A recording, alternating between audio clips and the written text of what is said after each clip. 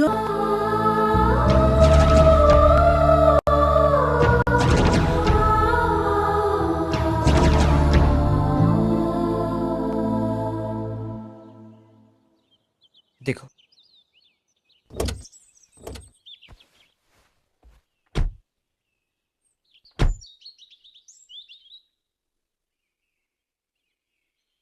నిజంగా సెల్ ఇవ్వటానికే వచ్చావా?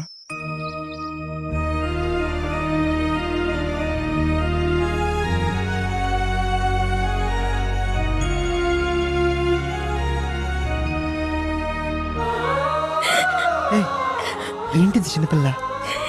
రాధా, నువ్వంటే నాకు ఇష్టం. అది చెప్తే నువ్వేమంటావునని భయం, అందుకే చెప్పలేకపోయాను. ఇప్పుడు చెప్తున్నా, నువ్వు లేకుండా నేను ఉండలేను, నిజంగా ఉండలేను.